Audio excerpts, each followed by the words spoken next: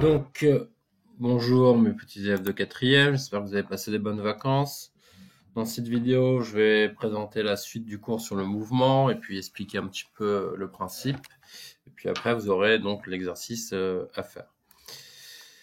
Donc, le mouvement, donc on rappelle que avant d'étudier un mouvement, on commence par définir qu'est-ce qu'on regarde, ça veut dire le système. Par exemple, si je regarde un ballon de foot que mon copain a tapé, ça sera le ballon de foot. Ensuite, on définit le référentiel, ça veut dire où je me place pour regarder l'objet.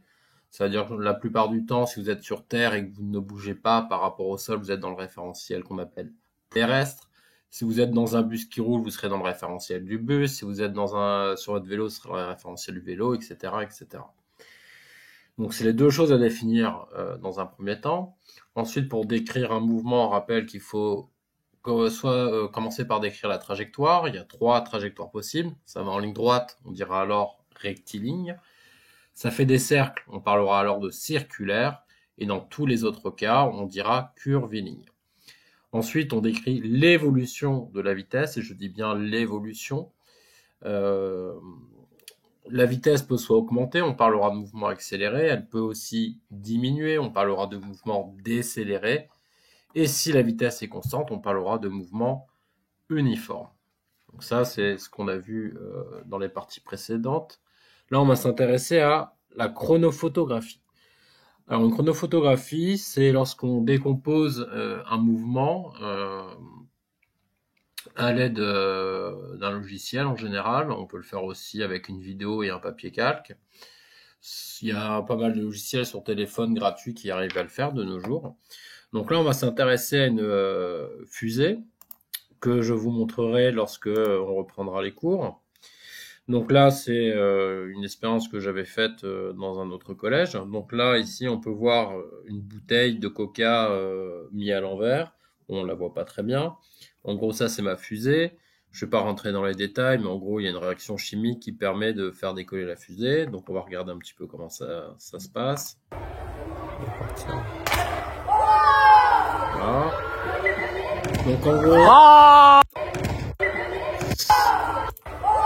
on peut voir je retrouve, voilà. Alors, le principe d'une chronophotographie, c'est que on va regarder cette vidéo. La vidéo, donc c'était pas celle-là qui m'a permis de faire la chronophotographie, c'était une autre. On fixe en plan fixe, c'est-à-dire que la caméra bouge pas. Et puis on va regarder le mouvement. Et puis on va prendre une photo à intervalle de temps régulier. Donc après, c'est nous qui le fixons. Là, par exemple, pour faire celle de la fusée, j'ai pris un temps très court parce que vous avez pu voir qu'elle va extrêmement vite. Donc j'ai pris toutes les 6 millisecondes, soit 0,006 secondes. J'ai pris une photo, clac. Et à chaque fois, je regardais où était la fusée. Et puis je faisais une croix là où était la fusée. Ainsi de suite, ainsi de suite. Ce qui m'a permis d'obtenir la chronophotographie qu'on voit dans ce document, ici. Donc ça, c'est l'ensemble des points par lesquels est passée la fusée. Donc le point 1, c'est quand elle était au sol. Le point 2, elle vient juste de décoller. Le point 3 continue à monter, etc., etc.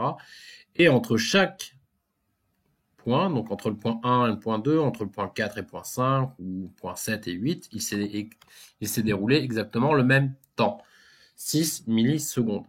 Donc, c'est-à-dire que l'intervalle de temps est régulier. À partir de là, de ce document, on peut faire pas mal de choses. On peut en déduire, en connaissant l'échelle du document, la hauteur à laquelle a été la fusée, vous aurez à le calculer. On peut calculer la vitesse, on peut calculer le temps qui s'est écoulé entre différents points, entre le point 2 et le point 5, combien de temps il s'est écoulé, etc., etc. Donc ça, c'est le principe d'une chronophotographie. Moi, ce que je vous demande de faire dans un premier temps, ça va être de me définir le système et le référentiel. Ensuite, de me décrire la trajectoire de la fusée. Et puis, de regarder qu'est-ce qu'on peut dire de la distance entre deux points consécutifs, points qui suivent. Donc, il sera judicieux de séparer les points 1 et 10 en deux parties, d'accord, pour que ça soit intéressant, et puis de répondre à la suite des questions. Ensuite, on vous demandera à partir de la question 6 à faire des calculs.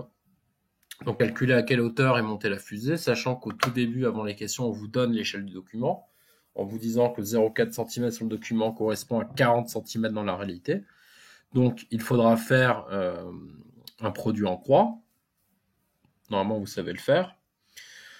Ensuite, on vous demandera de calculer le temps qu'elle a mis pour aller du point 1 au point 10. Faites attention, il faut bien regarder le nombre de fois qu'il y a un intervalle de temps. Je dis ça, je dis rien. Puis après, il faudra calculer des vitesses. Je rappelle que pour passer de la vitesse en mètres par seconde en kilomètres par heure, il faut multiplier par 3,6 ma valeur. Pour calculer une vitesse, je rappelle aussi qu'on fait distance divisée par le temps qu'on a mis à faire cette distance. Donc pour avoir des mètres par seconde, il faudra avoir la distance en mètres et le temps en secondes. Voilà. Donc vous m'envoyez cette activité sur l'adresse mail que j'ai donnée dans l'information, comme d'habitude, comme les semaines précédentes. Et puis si vous avez des questions, n'hésitez pas à envoyer un message. Voilà, bonne semaine à tous.